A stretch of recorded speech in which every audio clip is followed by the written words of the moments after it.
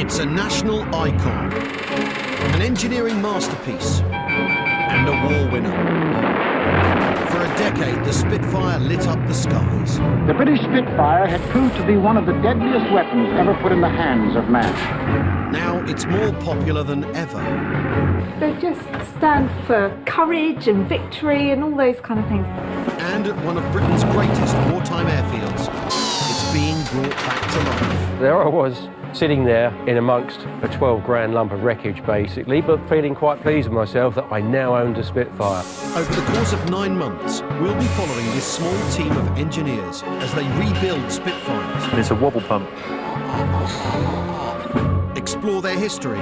Gosh, look at that. And give veterans another chance to fly. Wonderful. They'll be using many of the same plans, tools and methods as their 1940s counterparts.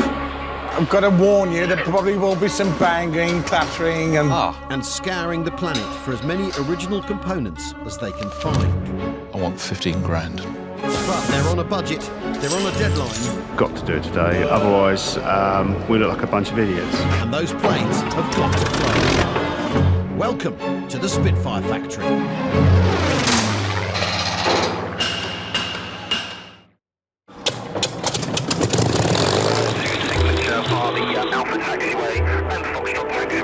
This time at the Spitfire Factory, owner Peter Monk has lots of balls in the air. Morning, Richard. After a slow start, he needs work on their most important Spitfire restoration project to move up a gear. We're heading towards some pivotal moments with the final assemblies. His team historian Robin is planning a special veterans lunch at the hangar. One is even 100, so he will definitely need an easy chair. And he has his annual family holiday to plan. It's the 75th anniversary of D-Day, and Peter plans to be there with all his boys, with his toys, including one of his Spitfires. But, just like the real D-Day, the weather may have a role to play.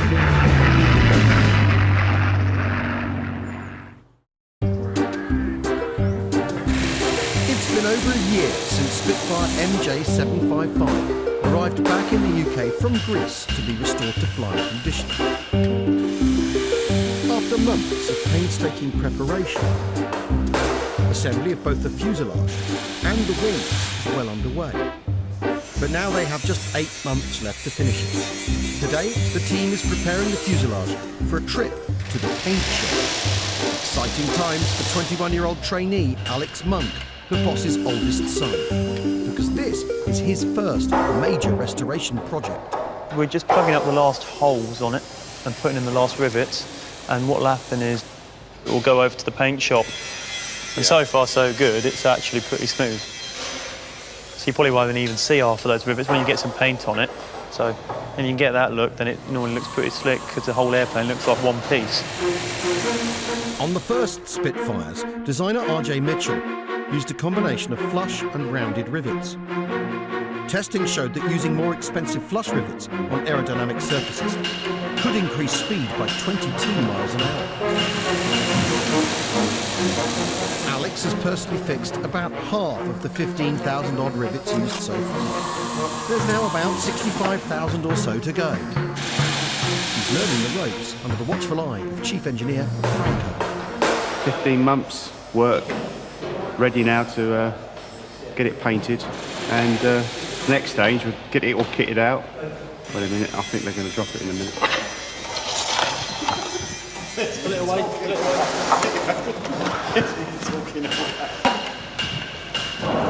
The skin of a Spitfire is not just smooth, it's also extremely thin.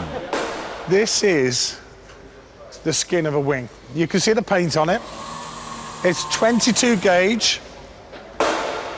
They would have used what we call duralium, which has more copper in it. We use now aircraft-grade aluminium. If we have to replace going up him. in that. It's hilarious. Now, if you've had a misspent use, such as I, where you've been dealing with air rifles, you know full well that's going to go straight through it. Never mind a cannon shell or a machine gun bullet. The wing of the Spitfire is its most famous feature. Elliptically shaped, tapering in thickness towards the tips. It's the key to the aircraft's aerobatic performance. But what's going on under that thin metal skin? Many original wartime wings have survived, but they do make new ones here at the Spitfire Factory. Engineers Duncan and Mark take around 6 months to build a single wing. There's a lot of pride in all of this. An awful lot of work goes into it. And when it goes right, you can actually sit back and feel quite pleased with yourself. At the moment, they're working on a new wing for a Spitfire being installed in Norway.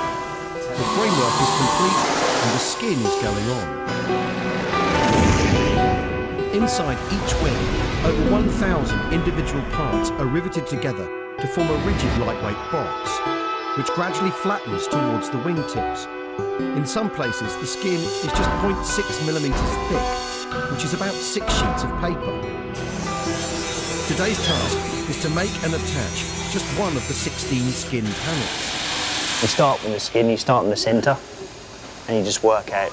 So that way you stretch the skin as you go, so you get a nice flat finish once it's all done. Right now, they're lining it up for drilling and pinning. The rivets will come later. Right, if you can give us a lift up, I've got the ladder, try and position it up there. Right. Just gonna have to come up slightly. Twist it to you a little bit. That way. That way, yeah. Yeah. A bit more or not? That is about right there. This is a bit like tailoring. You've got patterns, and we just make out of metal, really. So we've got landing there, landing through there. Have another look. Yeah, I've got my edge distance there on there.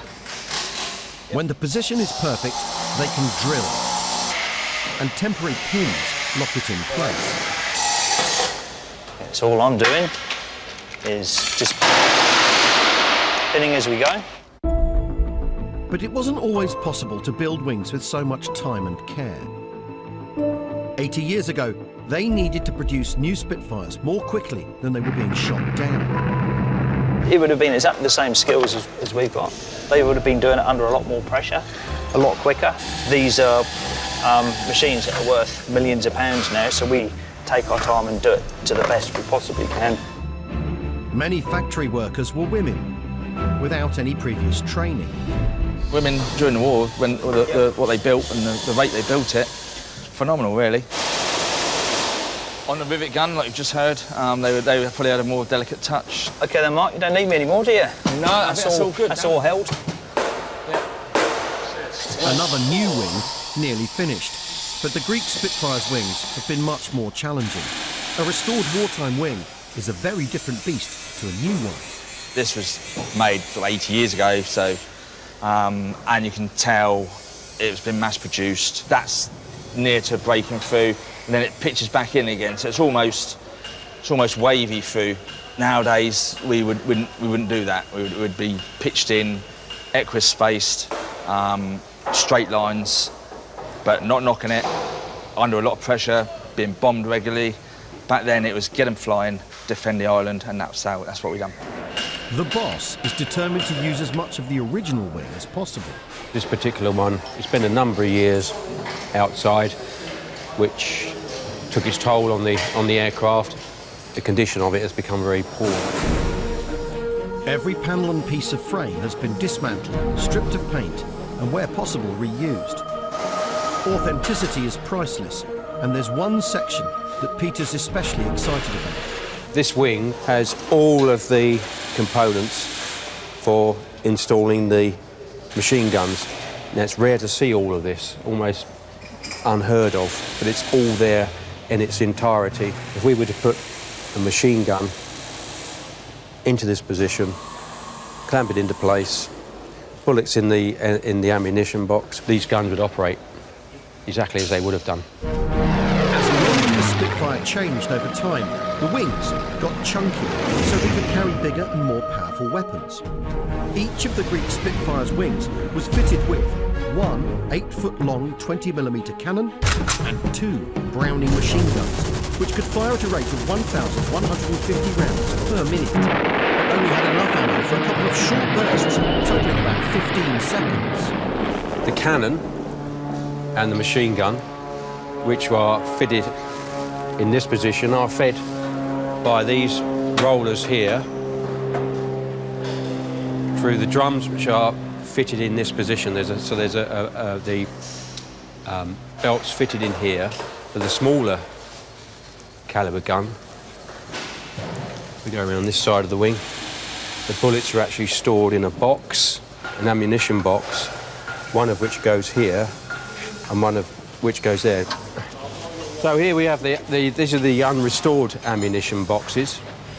You can see the marks there where the bullets laid in there would have run along the bottom before running round here and out through there into the machine gun. So you can see that this one's actually been used. In a few weeks' time, this meticulously restored wing will be ready to go back on the aircraft. But first, that fuselage needs a paint job. You steer in at the front and I'll steer the back.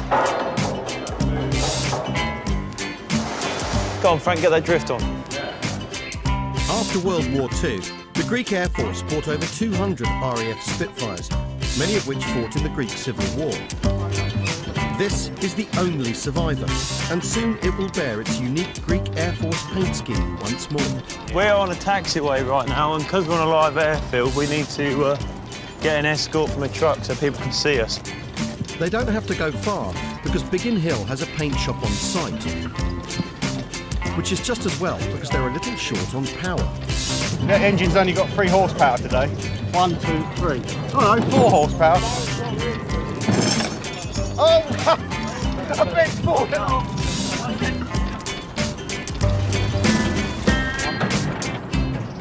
For the paint shop team, it must make a nice change from respraying corporate jets. The base material's really thick, so to get everything to mix together, it's just quite tough to start with. This is the colour scheme that's going to be painted in, like it was back in 1953, the last time this aircraft flew. Instead of having classic red, white and blue RAF roundels, they will be in Greek Air Force white and blue. When it's finished, it should come out of here looking like that. All nicely painted.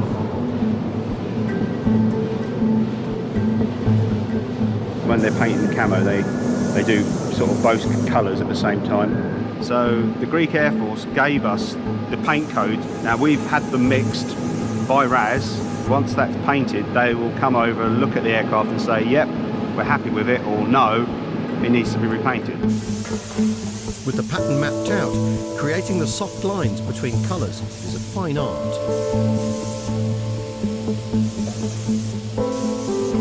So we just need to sort a few bits out that aren't quite right with the camouflage, but generally pretty good.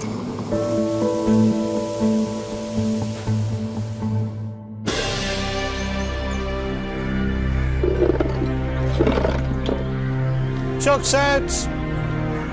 It's a new day at the Spitfire Factory and 2-seater flights are underway. Today, World War II veterans have been invited to the hangar for a special D-Day celebration. We're extremely patriotic here. It's a big day for team historian Robin Brooks.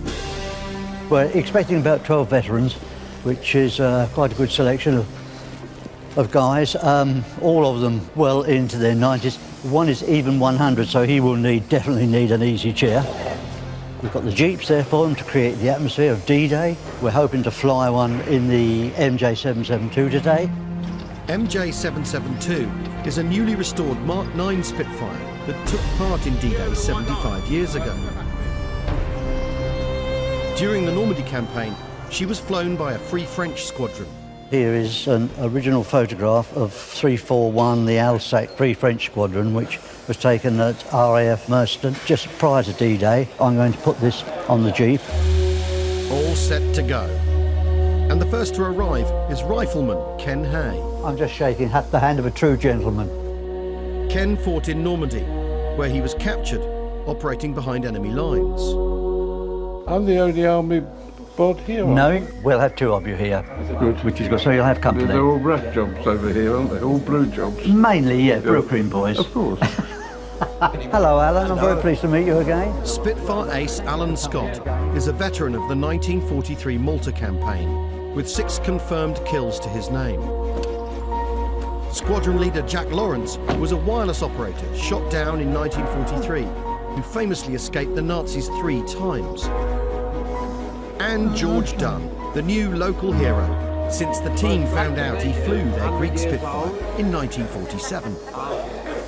I think it's very important that we can gather these people together and get their stories while we can. The Heritage Hangar, as you know, we are always pleased to have you veterans here, and today is extremely special because we do have an aircraft that actually flew over the D-Day beaches, flown by Sergeant Habib, and we are extremely pleased to have the French Air Attaché here. It's our tribute to all you gentlemen who did so much for all of us during the war, and we are very, very pleased to have you, and long may it continue. Okay, so thank you very much indeed. Thank you. Could I have the French Air Attaché in the middle, please?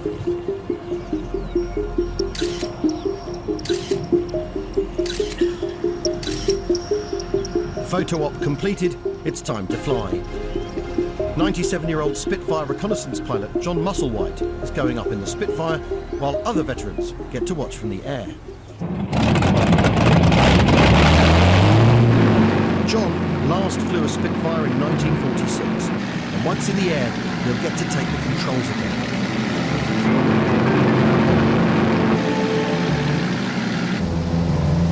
Never too old for a barrel roll. A great experience. I've not been up in a two-seater Spitfire before.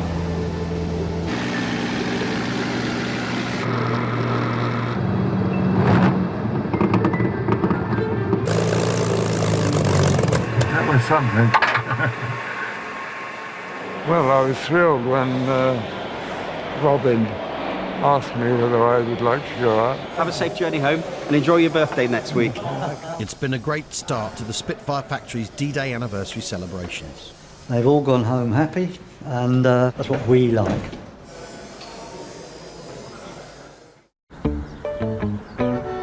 And the taxi's here. Back at home, Peter's taking a morning off to plan his annual trip to Normandy. Have a good day. Yeah, will do. Bye. This is where his Spitfire empire began, 25 years ago. Since then, he's restored 10 Spitfires and accumulated thousands of spare parts, many of which are still in the garage. But wife Linda really wants somewhere to keep her car.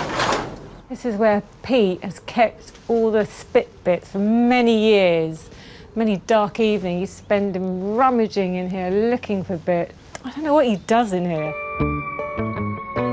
Every so often, Linda tries to have a clear out. Looks like scrap metal to me. I mean, in the past I've been doing a tip run and found bits and bobs in the room next door, and I've loaded it into the car to take up the tip, and Pete's come home and said, "What are you doing with that?" So it comes back out the car and back into here again. I don't like mess, not mess like this. It's just part of Pete, it's just the way he is, and he's never going to change. It's just, yeah, it's just a mess. Peter has been summoned to face the music. Oh, do you know how much stuff you've got in here? Well, to be honest with you, I thought I'd move most of it out, but... It's like buried treasure. Do you know what's all in these boxes? No. No. What about all the stuff that you keep buying off eBay? Haven't you got the stuff here? Probably. Do you ever look at stuff when you get it? Or do you just put it on a shelf and then that's it? Well, no, I mean, the part numbers on the box tells you what it is, and if it's a sealed box, I want to leave it sealed until we need it. Look at this. What's that? But you don't even know what that is. There you are. Look, part number there, 5C449 terminal blocks. And there's 10 in there. So you don't need any more? Linda's not making much headway. Not to be opened until required for use. Okay. Even though it was packed in 1951. To put it back, Okay. it was quite safe where it was. But just looking at it, it's, Oh, is he wavering? I just had a little moment there. I think, actually, it's all bloody junk. But it isn't. So can it go in the skip Yeah, then? no way is it going in the skip. Final score? Parts sent to the skip, 0. Dear, oh dear, a mess. And it looks like Linda's car will be staying in the drive for quite a bit longer. Back at the hangar, the Greek Spitfire is back from the paint shop, looking sharp. Here it is then, finally in its livery, complete with the squadron codes and all. What do you think? It looks good to me. It looks pretty neat, actually. It's straight, there's no wrinkles in it, there's no ripples in it really, and so as far as the Spitfire fuselage goes, I think it's come out really well. Now, Alex can crack on with the next stage. This is the original throttle. I haven't done anything with it yet, hence why she's looking a bit dusty. So at the moment, just been fiddling around with the throttle linkages. So it's got a link that comes out of here, which is attached to the throttle in the cockpit. And you do that to open and shut the throttle to put more air and fuel in. This one controls the propeller, that one controls the throttle, and this one does the fuel cut-off, which you just use for stopping the engine. And then this would sit right here, like that. 2 bolts that hold it in the top and a couple in the bottom. Alex has to pass the throttle linkage through a crucial element in the fuselage.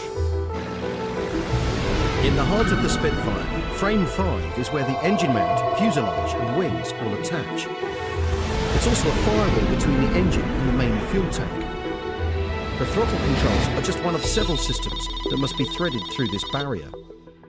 Here would be the engine, and then at the back of the engine is the carburettor, just checking it all lines up and is moving smoothly. If it's all notchy, you'll feel it and it won't be very nice to fly. As you do that, pushes this forwards, which moves this here. Bit of grease in there to make sure it is all right, and just a bit of fettling. So take it on, put it off, see where it's been rubbing, see where it hasn't, and just get it moving how I want it. The fettling bits I enjoy a bit more. Yeah, this is quite therapeutic. I put a coating on it, and I can see where it's been moving, and it will rub, because there's a little guide here which it rubs on. But yeah, I can see where it's been making contact, so I'm pretty happy with how that runs. This is the original hardware off of it. So that goes through here like that. The spacer goes on here, like this.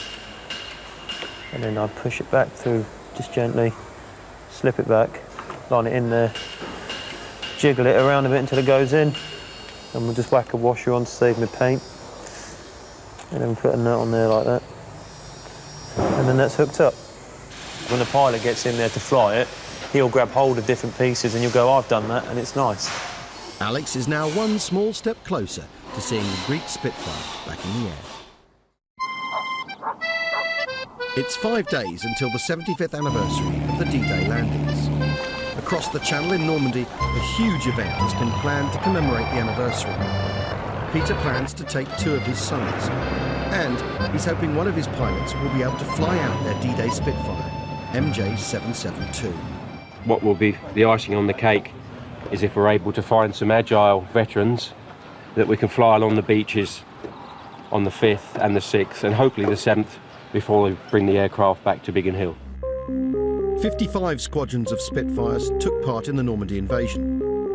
With limited resistance from the Luftwaffe, the Spitfire was given a variety of roles. High-altitude reconnaissance missions to photograph enemy positions, ground attack missions against gun emplacements and enemy vehicles, and some were used as spotters for Allied warships as they targeted coastline defences. Peter will need clear flying conditions to get his Spitfire out and back. So, like the Allied generals in June 1944, he's going to be watching the weather very closely. Like this 100% cloud cover all the way down the coast there, which isn't much help to us at all. But Peter's not the only one preparing for D-Day. At Duxford Airfield in Cambridgeshire, a small fleet of these aircraft has been assembling. And in a couple of days' time, Spitfire Factory pilot Peter Kinsey will be flying one. So he's come to check it out. Well, it's very original. I'm not sure it's been painted since 1943. The table we're looking at here is the navigator's table. He had instruments here which duplicated some of the pilot's instruments, and a light to shine on his maps there. Opposite him on the other side is the radio operator's seat. This was one of Eisenhower's 4 machines that won the war. An iconic transport plane known in Britain as the Dakota. Developed from the Douglas DC-3 airliner, they could operate from short runways and were used to airlift supplies and troops to the front lines. On D-Day, they were famous for towing gliders and dropping paratroopers. 12 people will stand up and they will jump out one after the other. And because they had to land them in a very small area, so they were all together when they landed, they jump with about a 1 second gap, approximately, between each one, and no one can hesitate. So the jump master's job is, if anyone does hesitate, just to put his foot in the middle of their back and kick them out, because there can't be any delay at all. On the 5th of June, these vintage aircraft will recreate the mass paratrooper drops of D-Day, weather permitting. Back at Biggin Hill, Alex is preparing his own invasion force, an original piece of paratrooper kit. So this is an Excelsior well bike. It's a fold-up scooter type thing that was used by the paratroopers in the Second World War. This would be dropped with them on a separate parachute in a canister. Canister would open up, fold the bike out and ride off in theory. Roads have bumps in them and potholes, and this only has tiny little wheels and no suspension. Bit of a git to start, don't start very well. It's got no gears, it's got one brake. They're not brilliant. Like, as an idea, it was good. It just didn't carry it out very well. At least we've got the banjo bolt fits now, does it? Yeah, all that's left on the other one. So, it wasn't exactly our finest hour. But Alex is keen to take it anyway.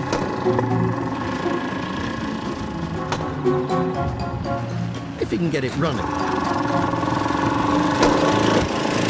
You wouldn't want to be doing this in the early hours of the morning in German-occupied Normandy.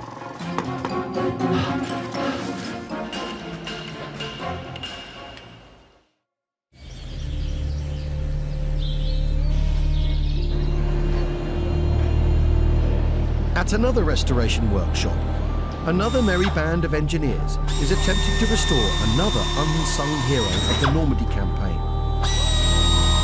the near-forgotten Hawker Typhoon. But they've not got much to work with.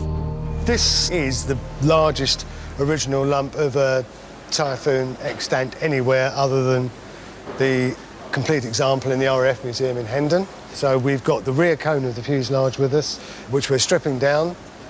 The skins, the outer surface, obviously is too far gone.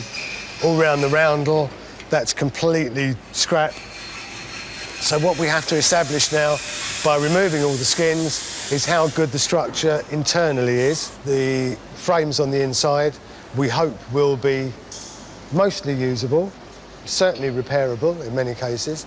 And the idea is to try and salvage every single thing that we can. Steve is hoping to restore what's left of this plane to become the world's only flying Typhoon. And his team will do whatever it takes to save each individual part. We can remake things like this, but that sort of defeats the object of restoration. Yeah. If we can save this, then, you know, it is what it is. It's, you know, this has done the business. It's flown. It's been there. Yeah. So, going to have a go at dressing that out. So we put it in the oven, and yeah, hopefully it will go. The oven is used to soften the metal at over 500 degrees, so that Jake can literally hammer it back into shape. Raising the money to restore the Typhoon is also a monumental task. We're going to raise 5 million, and we're going to rebuild a Typhoon to fly. I mean it, and I'm going to bloody make sure it happens. Originally designed as an interceptor, the Typhoon couldn't compete with the latest German fighters. But it did prove a very stable low-level gun platform. Armed with rockets, it became the RAF's most lethal ground attack aircraft. A vital role as the Allies fought their way back across Western Europe. But in Britain, its memory has been eclipsed for a simple reason. The Spitfire was in the Battle of Britain, which was in the skies overhead the UK. So people saw what it was doing firsthand. The Typhoon made its name in Normandy, and on the continent, the French, the Dutch, the Belgians, they can't get enough of the Typhoon. There are memorials everywhere, there are plaques, the streets are named after their pilots, everything. Yet over here, most people don't know what a Typhoon is. Sam has enlisted veteran pilot Bernard Gardner to help his cause. In May 1944, Bernard was a 21-year-old pilot in 257 Squadron when he first flew a Typhoon. It was quite daunting, really, because we suddenly had a much heavier aeroplane altogether, much more powerful, and it's quite daunting to sit in the cockpit and realise that I'm going to have to fly this thing. It absolutely leapt into the air with that 2,000 horsepower Sabre engine. At full power, the aeroplane, it really was straining at leash. These were fitted with 8 rocket rails. The rockets were underneath the wing there. They all went out with a very loud whoosh as they fired. In Normandy, the Typhoon proved devastatingly effective. Rommel said that the reason the Allies won at Normandy was because of the Typhoon. He said none of his troops, his armour, could move during the day in good weather. They were just effectively stopped in their tracks because of the Typhoon. We'd probably approach at something like 2,000 feet and then dive down along the trenches. The Typhoon, of course, very fast, and it gets over 500 miles an hour in dive. I can't remember ever feeling fear going into the operation at all. In the workshop, Jake's been hammering away on that frame section for hours. There's still a slight gap under there, so we need to basically try and pull that out a little bit further. One false move, one stray hammer blow, and it's game over. You can get it to a certain stage where you think, oh yeah, we wouldn't be able to reuse this, and then one tap of the hammer and all of a sudden a crack appears and then you can't use it. A day's work to rescue one part, and the price tag of 5 million to get this aircraft flying starts to make sense. It's basically priceless to us. This will be the best memorial that you could possibly have to the crews that flew and died in the Typhoon. After the war, Bernard and his squadron flew their Typhoons back to England, where they were scrapped and forgotten. Very sad to see so many lovely aeroplanes just being destroyed because they'd finished their operational use and that was it. It just disappeared into obscurity. It was just forgotten about completely. It's a unique restoration project. There will not, I'm sure, be another Typhoon restored to airworthy status. It'll be several years, admittedly, but ultimately it will be the world's only airworthy Typhoon. I would love to come and see it actually flying and see and hear it too. This Typhoon isn't going to make it to the 75th anniversary of D-Day, but it might just be there for the 80th. For more than one full year, there poured into Great Britain a torrent of war implements. Tanks, guns, weapons beyond description. And men, American soldiers, at the rate of 150,000 every month. In June 1944, thousands of trucks and trains were loaded up for D-Day. And today, Peter and his boys are loading up their truck for their trip to Normandy, including another of Eisenhower's war-winning machines. Both these Jeeps are wartime Jeeps. It's relevant that we take them over. There'll be lots of others, so we'll mingle in with the rest.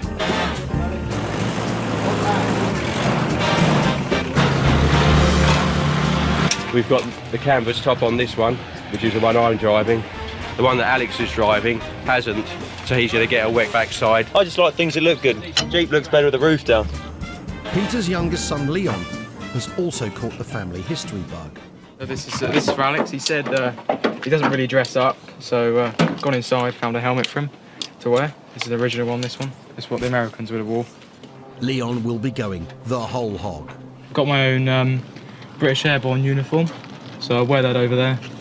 Got all the kit that goes around the waist. I've got a couple of parabikes as well, the BSA folding bikes, which the British Airborne used to use. They fold them up, put them on their backs, had a pin down there, and they would jump with them. But is this Linda's idea of a family holiday? No, it's every day. This is a continuation of at home, pouring petrol into Jeeps. I'm staying at home and holding the fort at home with my older son Aaron while he does his exams. It's quite a nice experience. Boys have been going since they were down here, you know, so yeah, it's just a way of life with us, a Normandy trip. But just how many toys can they fit on the truck? He should be gone 10 minutes ago. The jeeps are cleaned and fastened. Basically. The bikes are loaded up. The engine's on. And it's time for the Monk family vacation to get underway. Next stop, the beaches of Normandy. On 4 June, the weather forecast for D-Day caused grave concern. D-Day was postponed 24 hours to 6 June. Will history repeat itself for the Biggin Hill team? It's touch and go whether Peter will have his fighter escort joining him in Normandy or not. The aircraft is ready. We are ready to go. We just hope the weather is going to be in our favour.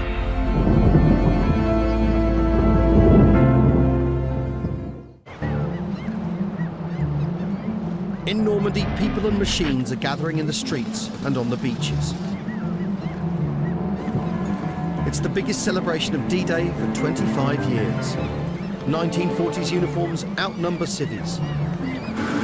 And world leaders are flying in, making it even harder for veteran aircraft to get over here. I need to contact the pilot, Don, back at Biggin Hill, to see where we are with bringing over the Spitfire and meeting up with the Dakotas. There's weather issues and also restricted airspace issues this morning. Peter and his sons are heading inland to one of the most important D-Day sites, Pegasus Bridge.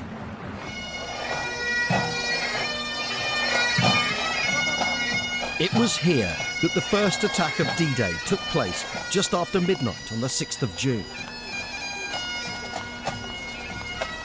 181 men in 6 gliders landed yards from the bridge, captured it in just 10 minutes, and held it until reinforcements arrived. Many were just a few years older than Leonie's today, and they're remembered here with great reverence. It is a pilgrimage. The majority of people here have relatives that that took part in the Normandy invasion, so you know they continue to they help keep the memory of all this alive, and it's very important. So we need it all to come together. We've got the vehicles, they're here. We just need the aeroplane now. Back at Biggin Hill, MJ772 is refuelled and ready for action, if the weather gods allow. At Duxford, the Dakotas are also waiting for the all clear. Over 200 paratroopers are getting ready, including 2 D-Day veterans, Harry Reid and John Hutton. Thanks, Well, I'm now 95 and I've been talked into doing one last parachute descent. I was only 19 then, so all I wanted to do was do something exciting, you know. I came here out of a promise I made to my mates who are buried here now. The modern paratroopers are kitted out exactly as their counterparts were in June 1944.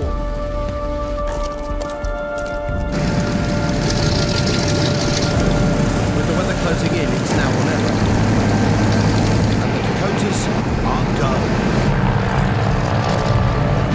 21 planes and 240 paratroopers take to the air.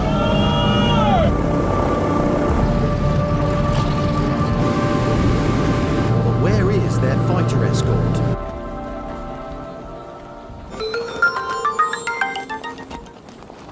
Hello, Peter. What's the latest on the weather then? The weather at the moment it's slowly closing in. Down to the southeast, so basically from about 1 o'clock onwards. The western edge of the French coast down from Calais down past the Touquet is pretty much covered in heavy showers. Well, unfortunately then, Don, in that case, we'll scrub it. OK, all right then, I'll let everybody know here. I mean, it's disappointing, obviously. Absolutely, and the airspace restrictions haven't helped either, have they? So, all right. Scrubbed. They're just in the big enough window to get the aeroplane over and back.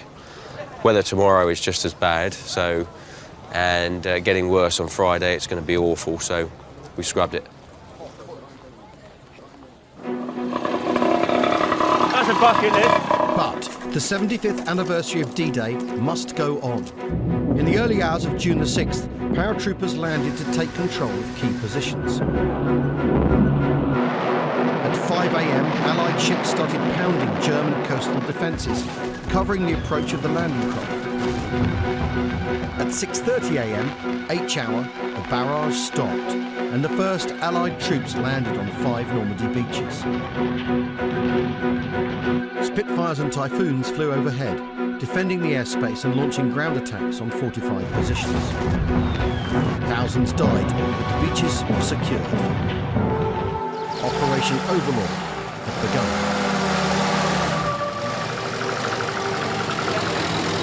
At 8:25 that morning, Peter's Uncle Fred, with the Suffolk Regiment, landed on Sword Beach. In the British sector, special duty engineers hit the beach first, with the medics and infantry following. Fred Monk's first objective was to take a gun battery in a nearby village. In commemoration of the liberation of Colville by the British Army on the 6th of June 1944. Peter visits the site of the attack every year. When he comes over here, it's not just Fred he thinks about that was killed, it's all the others that came up the beach. The landing craft went down and there was no cover. And sometimes the landing craft door didn't come down and they were being shot. The museum's closed today, but you can see from here there's a plaque on the wall, and our relative, Private Fred Monk, is actually named on that plaque. There were 10 soldiers killed here trying to take this strong point on the 6th of June. Fred was killed here just a few hours after the landing. I find it quite moving, to be honest with you. It's the more I look at it, every time I come back here and read this little piece about what happened.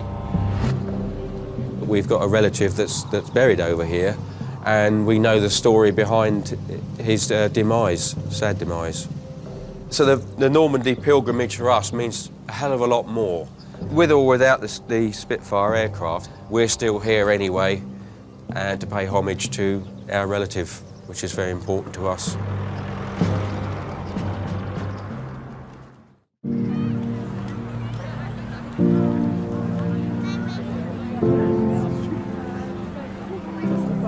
Late in the afternoon, the Dakotas are nearing Normandy. Thousands have gathered to watch. I'm very surprised we haven't been able to see any yet.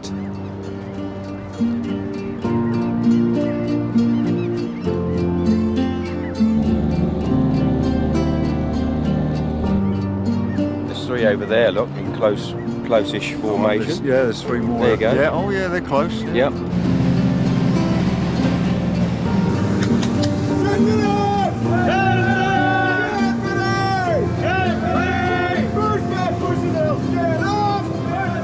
There's another one. Yeah, if you have a look, there's 2 and more. 3 more out to sea.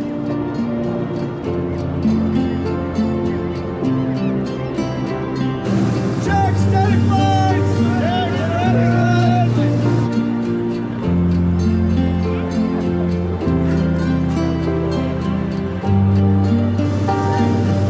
right there!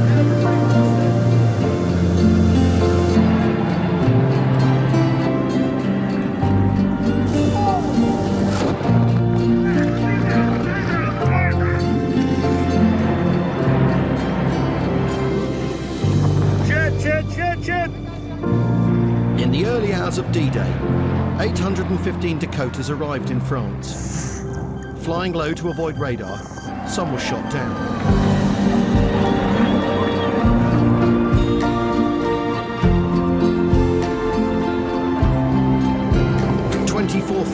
Paratroopers dropped from the skies. Landing deep inside enemy territory, many were instantly hit by machine gun fire.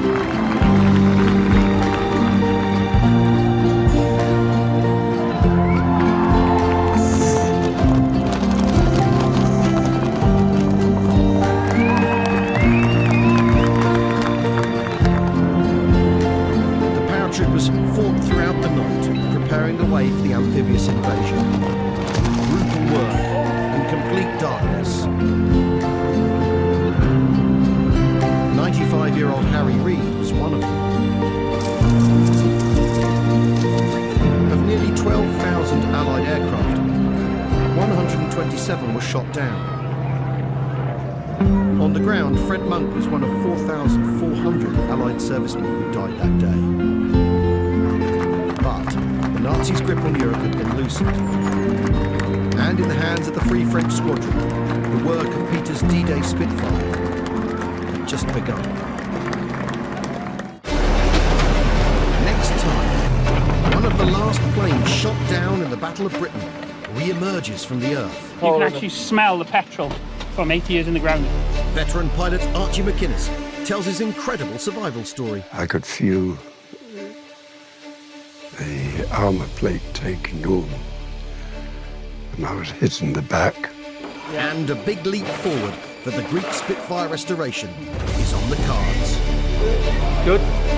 Yep.